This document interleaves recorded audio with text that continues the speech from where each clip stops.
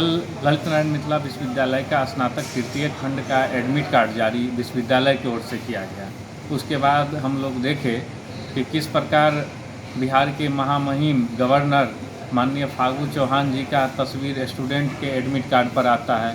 कहीं पर दिख रहा है कि 2022 ईस्वी से 2026 ईस्वी तक का एडमिट कार्ड पर वर्ष अंकित रहता है। तो यह व्यापक पैमाने पर विश्वविद्यालय में विगत कुछ वर्षों से यह त्रुटि अनवरत चलता आ रहा है और सबसे ज़्यादा इसमें जो अगर कोई प्रभावित हो रहा है तो वह छात्र प्रभावित हो रहा है, क्योंकि विश्वविद्यालय का जो दायरा है वह बेगूसराय से लेकर मधुबनी के सुदूरवर्ती इलाके तक है और स्टूडेंट अपने छोटे छोटे कार्य के लिए जो विश्वविद्यालय आते हैं तो अब यहाँ एक गिरोह के चंगुल में भी उनको फंसना पड़ता है। अब बच्चे यहाँ आ रहे हैं, उनको परीक्षा नियंत्रक से मिलना है तो भाया उनको गार्ड लेके जाते हैं। विश्वविद्यालय के जो पदाधिकारी हैं बाउंसर लेके चलते हैं। अब छात्र जाए तो जाए कहाँ? अध्यक्ष छात्र कल्याण के पास में 3 विभाग का जिम्मेदारी है। अब सबसे बड़ा दुर्भाग्य मिथिला विश्वविद्यालय के छात्रों का यह है कि अब तक उनके पास में एक पूर्णकालिक अध्यक्ष छात्र कल्याण जो है सो नहीं मिल पाया है और विश्वविद्यालय जब अपना कार्य डाटा सेंटर के पास में करवाने के लिए जाते हैं तो उनको एक जगह से दूसरे जगह तक लेके जाता है।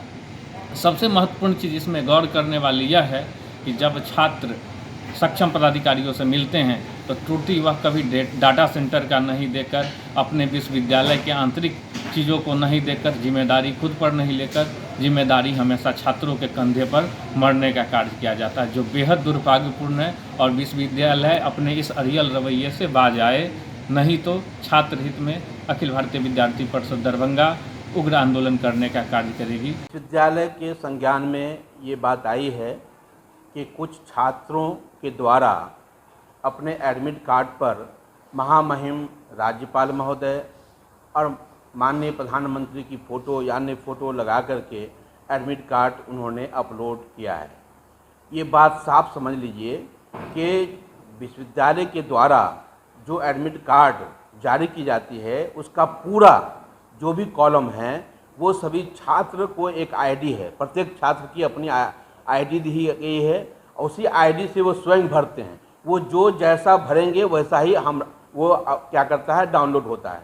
तो छात्रों ने ये, हमको लगता है कि ये एक तरह की साजिश है विश्वविद्यालय को बदनाम करने के लिए, इसलिए कि छात्र जो कुछ भरेंगे उसमें वो जो अपलोड करेंगे वो उसी को डाउनलोड किया जाता है। तो और अगर ऐसा होता तो 2 लाख मतलब 1 से 1.5 लाख छात्र हमारे परीक्षा दे रहे हैं। ये मात्र 3-4 छात्रों के एडमिट कार्ड पर इस तरह की चीज़ें आई हैं। हम लोग ने संज्ञान में लिया है और बहुत गंभीरता से माननीय कुलपति महोदय ने लिया है। उनका निर्देश प्राप्त हुआ है कि ऐसे छात्रों को चिन्हित हो गए हैं, उनका रोल नंबर, रजिस्ट्रेशन नंबर है। अगर ऐसा होता तो उनके पार्ट 1, पार्ट 2 के पर कभी नहीं हुआ, पार्ट 3 में हुआ। और ये भी भूल विश्वविद्यालय से इसलिए नहीं हो सकती है कि विश्वविद्यालय के पास कोई आईडी नहीं है उसको अपलोड करने का। वो छात्र स्वयं कर सकते हैं, या तो अपने मोबाइल से कर सकते हैं, या वो अपने कंप्यूटर लैब से कर सकते हैं, या फिर वो किसी साइबर कैफे पे देते हैं। और इस तरह का करके वो विश्वविद्यालय को बदनाम करना चाहते हैं। हम लोगों ने संज्ञान में लिया है, इसको गंभीरता से कार्रवाई करेंगे और उसको सभी कॉलेजों को नोटिस कर रहे हैं इस तरह के छात्रों को चिन्हित करने के लिए।